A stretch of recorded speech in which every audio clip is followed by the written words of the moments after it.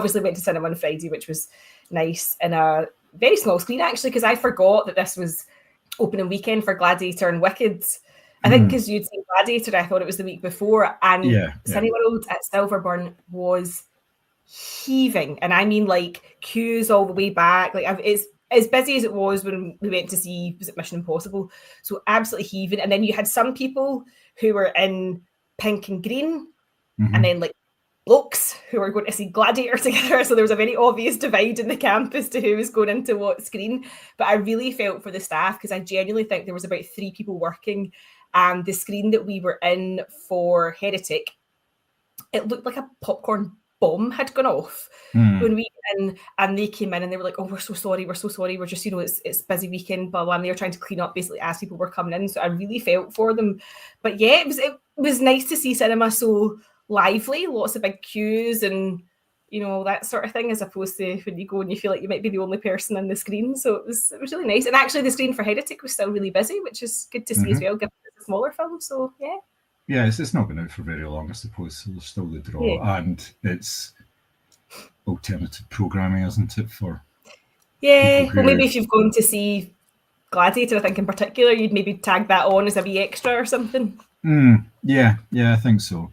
Yeah, it's obviously been all over the media, pretty much all week, and over the weekend about Wicked. I haven't seen it yet. I'm going to go and see it next weekend, I think.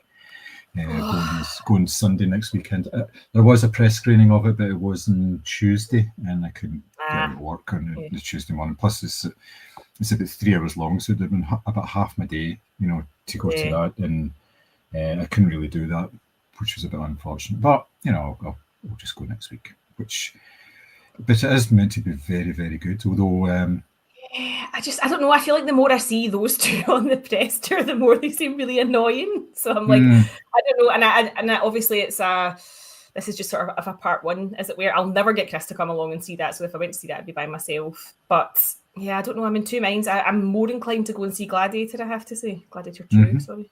Yeah, I've seen Gladiator 2, and it is very good. I would recommend it. It's a very good. It's one that you should see at the cinema as well. It's made. That's the thing, you want to see it on that. Yeah, and it does look really good on it, and there's a lot of really good performances. Denzel Washington's very good in it. So I'm hearing that. I mean, I have to say, his whole press tour has been like the most charismatic. Like I feel because he's not really done something that I've seen recently. Whereas everything all the wee interviews and like all the Lad Bible and the Vanity Fair stuff that I've seen him doing recently, I'm just like, you are so interesting and funny and smart. And there was a clip of him.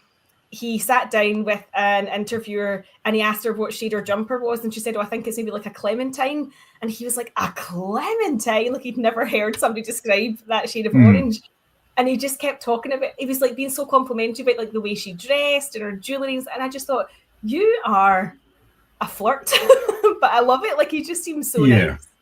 Yeah, I think he's got to that sort of stage in his career where he doesn't really have to have a persona for sort of public appearances. He's just enjoying it now, I think, more than anything else. And you find that with quite a lot of actors towards sort of their later stage. They're not so much worried. I suppose it's more guys than women, but they're not so much worried about how they're perceived. If they're still making films, they're quite happy about it, and they're quite happy to talk about it. Like some Morgan Freeman and all that as well. They just, they are like chat show dream guests, because they just come on and they just talk nonsense for ages, and they're very good sort of value for money. And there's a lot of them out there, but it is quite interesting because they seem to be a wee bit different. It's not just the sort of standard formulaic interviews and all that you tend to get, which is always nice to see. Yeah, and you're right. He's just having a hell of a lot of fun, Yeah, it reminds me of Hugh Jackman and Ryan Reynolds as well. The way that they went about the business, There's a real like sort of camaraderie between the cast. Like I watched the Vanity Fair thing where it's like I think it was like Paul Mescal and Pedro Pascal, and it was like they get to ask questions and all the rest of the cast have to guess. And one of Pedro Pascal says, "What is my full name?" And so they were all just thrown out like Jose, Juan and all this, and he's like, no, none of these are my name, but you could tell it was all like in such good humor, and they seemed like really close, which I thought was lovely. And then there was another interview with Denzel Washington, and he was basically talking about, you know, he said himself, like, oh, he's made loads of stinkers, and he was like, but I had to earn money, like, he said I maybe had one hit and I wasn't going to be able to rely on that to, you know, keep me going. He was like, so yeah, there's stuff that I've done that's not good. He was like, and I know it's not good, but, you know, I had bills to pay. And I thought that's also quite refreshing, that he's not saying that everything he's done is like, you know, a piece of art. And, you know, he was being really honest about it. So I think it's been a really, in contrast to Wicked, a very successful press tour for them. Although with all the publicity for Wicked, I mean, Cynthia Erivo and Ariana Grande have been upfront and present for everything, you know. That's true.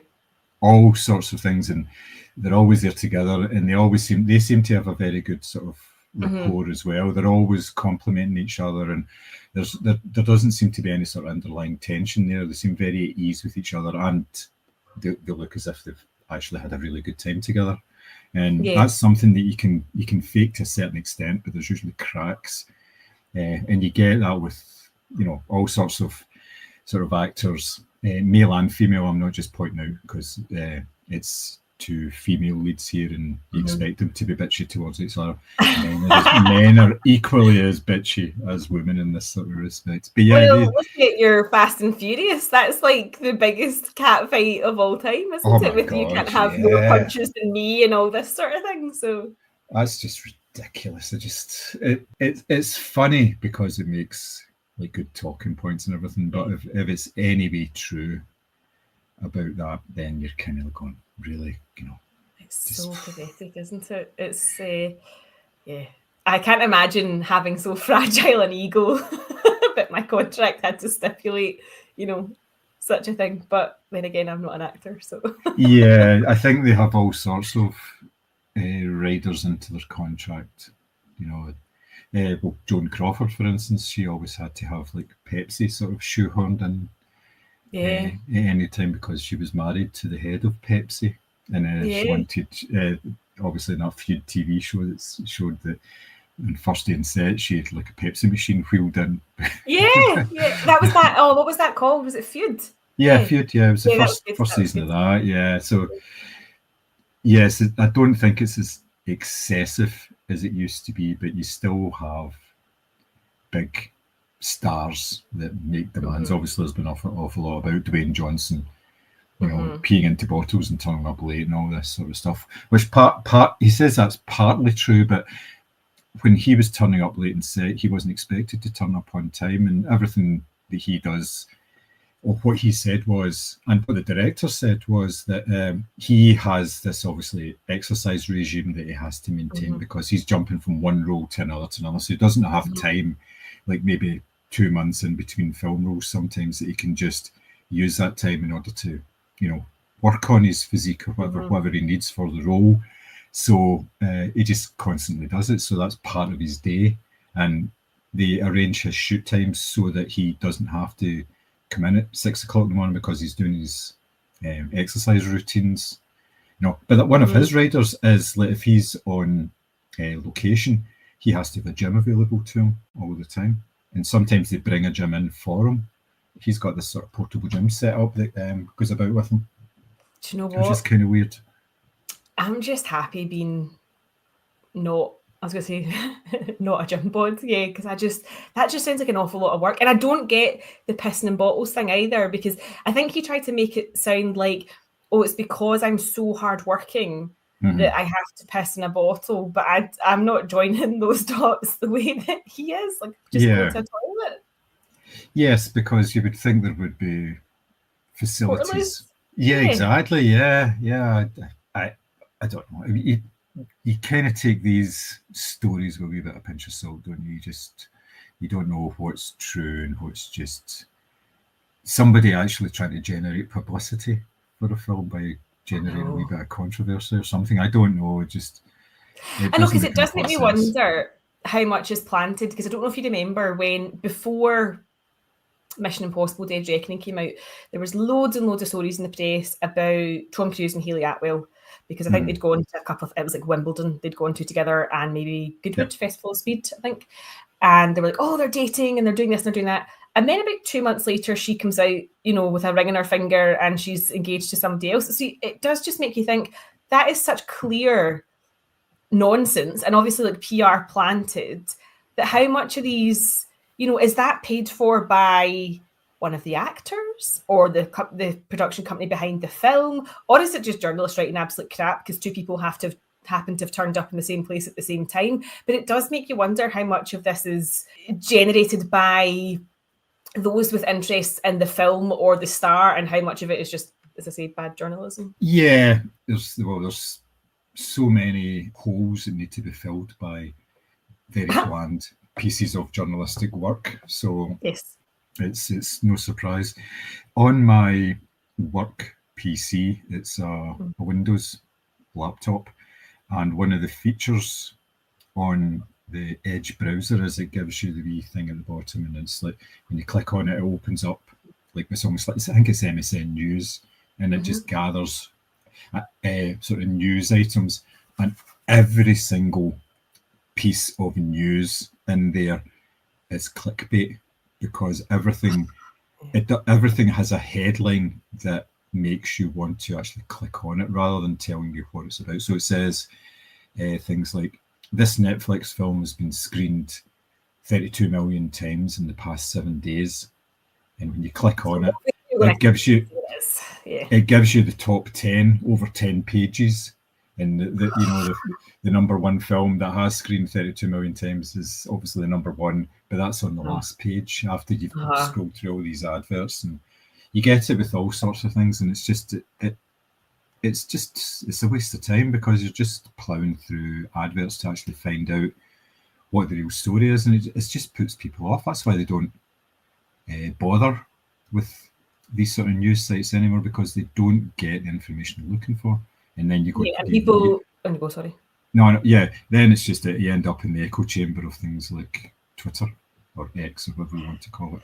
Yes. And I do think people have a need for information instantly. Like, you expect things to, so you expect your laptop to load instantly, you expect news to load on your phone instantly, and so you don't want to have to dig to get it. Because I was actually looking this week, because obviously James McAvoy and Glenn Powell have been filming in Glasgow.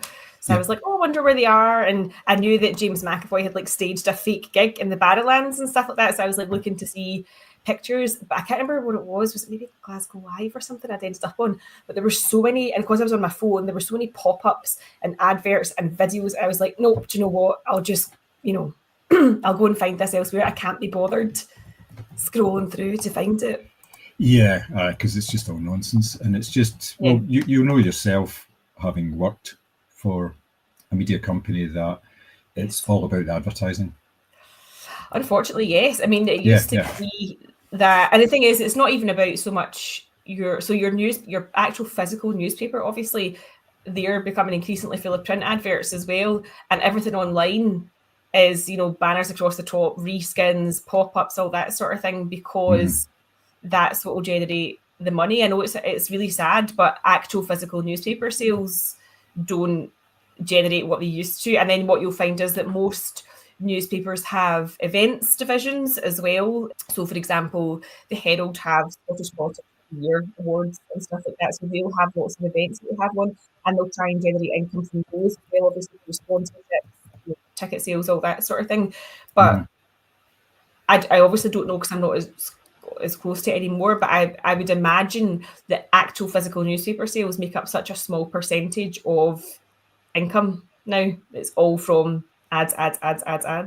Yeah. It's all, and there's different forms of it, isn't there? There's sort of click through, and there's also if it's actually on the page as well, and you get paid a different rate for it. But yes, it's basically, I mean, I was speaking to somebody during the week, and they were saying it's just unreadable a lot of the time. I think it was the Mail Online. They would go for the sort of gossip stuff, and it says even then it takes you so long to actually find anything.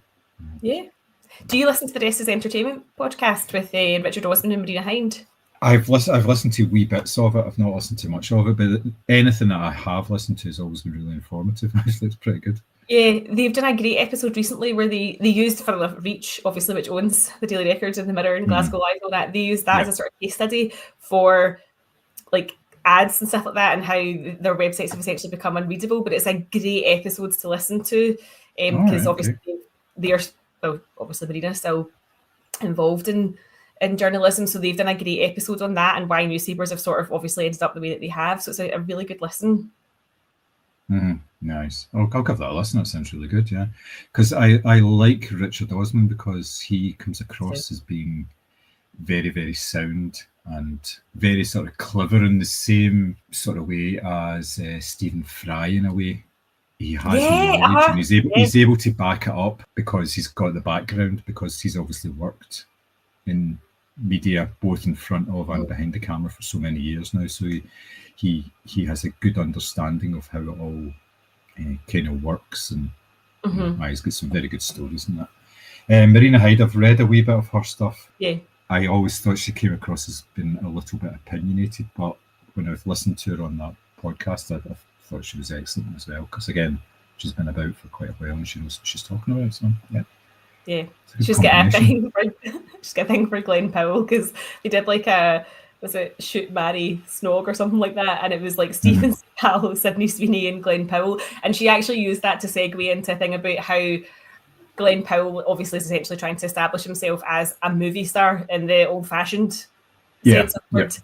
And she was like talking about him and Sydney Sweeney, and how she was like, I'm not saying, she was like, I have no idea what their politics are, but obviously Sydney Sweeney had that big row where her family had a MAGA party for somebody's birthday or something like that. She was like, but interestingly, both of them stayed very quiet during the elections in the States.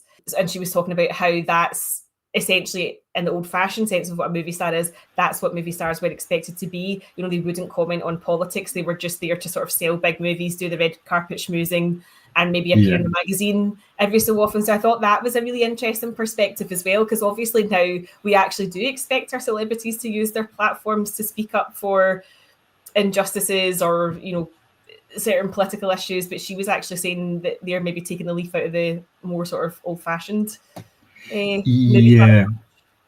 yeah, a lot of their views were kind of curated in a way, weren't they? They were sort of the older ones. And I think the sort of publicity teams that took charge of them, whether they were like the sort of studio teams or their own publicity, made sure that, because there would be a continuity, there would be the same people who would be looking after them all the time. So it wouldn't be like the publicity for a film, it would be the publicity for the studio. So therefore, they would say, these are the questions that you can ask of these people, and it'll be staying away from whatever scandal they may have been involved in the last year or so, that kind of thing, and politics, because all they want to do is promote this wholesome image. So, and if anybody didn't do that and they tried to sneak in a couple of questions, then they would get told, right, you're blacklisted, you're away. You will not be getting an interview. Therefore, the paper that you work for, or whatever outlet that you work for, will not be getting any sort of access for the next round of, whenever we're doing the next picture. And it won't just be with this star; it'll be with all the stars in our roster. So they had to kind of toe the line as well. But now it is a bit of a free for all, and people do get asked. Like I say, they get asked their opinion on everything and anything, and a lot of it is, well, the sort of hot button topic at the moment is politics in America. What side is it, and what side are you going for? Who do you support? Who do you hate? Who are you going to alienate with the next 6 words that you say? That kind of thing. Well, this is the thing. There was a lot of pressure on, like, Taylor Swift, for example, to endorse a particular candidate. And ironically, given that she started off in country music, a lot of her fan base is probably Republican leaning, at least. So interesting that she did, in fact, obviously choose to come out and endorse Kamala Harris. But I think there's probably a lot of actors, Tom Cruise springs to mind in particular, who there will be certain questions that you're just not allowed to ask. And if you want the big interview, that's the trade-off, is that you can have these questions but not those ones. Do you know what I mean? Whereas I don't see younger stars having that much power at the moment to say, well, no, I'm not answering that question. But you do imagine that, obviously, given that they're PRs and stuff like that, are on set with them, or like on a junket with them and stuff like that, you would just imagine a PR saying, well, we're not answering that, or we're leaving, or whatever, which we obviously have seen happen before. But I thought it was interesting that she had said that was the sort of old-fashioned definition of what a movie star was not maybe coming out to their fan base and saying, I think this, or, having an opinion on certain things, which I thought was an interesting take, actually. Yeah, well, it's well known with Tom Cruise that he doesn't answer questions on religion, and he doesn't answer questions on his personal life, his marriages, and that sort of stuff. That's a no-go area, and an interview will be closed down very quickly. It's not even, no, I'm not going to answer that. It's right, this interview's over. So you just don't get that. Nobody's going to take that chance because it's not worth it. No, because they'll just, if they get a reputation for asking these questions, then they will not be invited to anybody's. Well, that's it. It's not even worth the 15 minutes of internet notoriety to even attempt something like that, because I think that would be you pretty much blacklisted from everything. Yeah. I think there's a wee opportunity for us in there. Obviously, we could sort of pitch ourselves. The rest is Moviescramble. I think we could fit quite nicely into that little roster of podcasts, and I don't think we would be out of place in such exalted company. I think we would fit in quite well. So asking the difficult questions in such a charming way that they get answered. Yes. So it's Gary Lineker, isn't it, that owns it? Because he owns all of it. Because there's the rest is politics, the rest is entertainment, and the rest is history, which is great as well. And the rest is football as well. I think that may have been the first one. I didn't know that. And there's the rest is it finance or business as well? There's a business one as well, and economy. I only listen to entertainment and history. I don't listen to the serious stuff. But I think he's got a major stake in that, so that's why with him leaving the BBC, I don't think he's too bothered about the fact that he's obviously losing the contract, because he's got such a high stake in this, and they are very popular. And interestingly, he is somebody who has been quite vocal about certain issues, not all issues, certain issues on social media, and he's had his wrist slapped several times by the BBC. And now, of course, that contract's coming to an end, he's probably feeling like the shackles have come off a little bit, and he is maybe a bit more free to express himself. Oh yeah, absolutely. Again, when he was told, you should just stick to football, but his situation was quite unique in that he wasn't actually an employee of the BBC. It was a independent company that he worked for, who did the work for the BBC. Obviously it was pretty much, well, it wasn't exclusive, because he's been on other things as well. He was on the BT Sport and all this, doing the same sort of presentation stuff for, I think it was Champions League football or something, I can't remember. But so it wasn't exclusive to the BBC, but most people knew him as being a BBC presenter, and he was regarded as a BBC presenter, and therefore when they publish salaries, they publish his because it's one of the top ones. Fun and games. It's just it's always very interesting about publicity for films, and most of the time you don't even notice it because it's all the same. You're just getting the same sort of stuff, the red carpet, the 20-second sound bites on news channels and stuff. It's only when it goes wrong do you actually notice it, when it becomes a bit of a train wreck, or something comes to light halfway through a press tour or something, and then all the it's very difficult to avoid those sort of questions, because it's not just the one rogue journalist that's asking the question, it's everybody that's asking a question, especially in these sort of big open call press events. Not like sort of they can manage the one-to-one events, but when it's big ones and it's like a panel and maybe there's 4 or 5 people and there's maybe 40 or 50 journalists all asking questions, so it's difficult to avoid the awkward questions then. Well, I'm thinking about West Side Story, obviously, because Ansel Elgort basically disappeared. Was it maybe just like a few weeks into that press tour? And of course, every other cast member, when they were doing like talking heads and stuff like that, was getting asked, about that. And of course, they're, oh, I'm just here trying to promote the film. It's such a great film, such a, great remake, etc., etc. But there was no getting away from that because everybody was asking, how do you feel about?